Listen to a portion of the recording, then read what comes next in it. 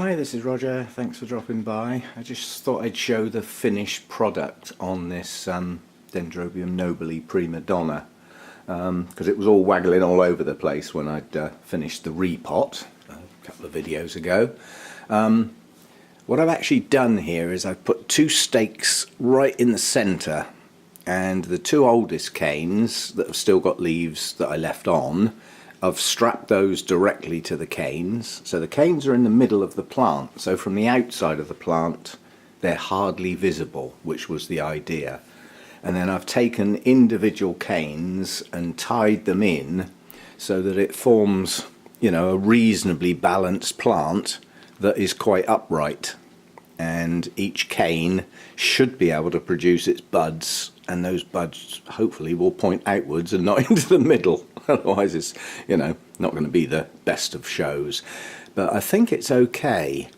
And although it generated a little bit of quiet language, shall we say, while I was filming the orchid tag yesterday, I actually knocked this pot over, and some of the bark fell out the top of the pot. As I said, there was a little bit of language. Not on video, of course. I don't do that. But it did dawn on me, I may have solved why this one pot suffered with mould. I'll take you out and show you, because I haven't cleaned up yet. I do have the facilities to clean up, I just haven't done it. But my concrete floor here gets quite grubby, and certainly in the hotter periods it gets really wetted down. And you can see it's got algae growing on it. And, you know, if somebody asked you the question, where in this grow room would you most likely to expect to see mould and spores, the answer would be down there on that floor, wouldn't it? That would be the most likely place, because it's not exactly spotless. You know, I've even got algae growing on bits of the carpet, which I don't worry about.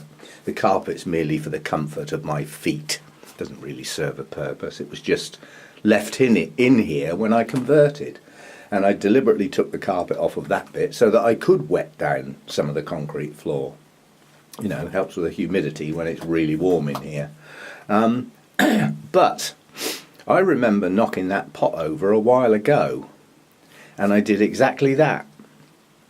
I swept up the bark directly off of that floor and put it back in the pot. Well, what a silly Billy. So I think I may have solved the problem why this pot got mould in it. I don't remember doing that with other plants. I have knocked some plants over on the carpet before now and picked up the bark and put it back in.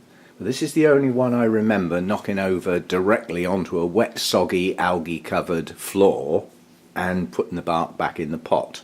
So it may have been my own doing. But anyway, I'm pleased with the plants, the way the plants turned out. A lot of the leaves on the canes are now pointing inwards, simply because of the way, like this one here, you can see the leaves are turned inwards. Well, that will remedy itself. Now the cane's in a fixed position, the leaves will turn to the light.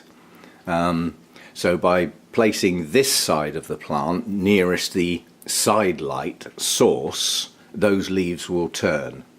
And by moving the plant around carefully in the spring as the buds form, I should be able to get the buds to turn outwards as well. So that's what I've done with it. And as I said, it's only a theory, but I may have even solved why this one pot got all that mould in the pot. So that's the finished article for now. No more work to do on this plant. I've got to water my mounts today. I need to get on with that as well because I'm out this afternoon, and at that point I'll give this plant a water, because obviously I left it dry after I repotted it.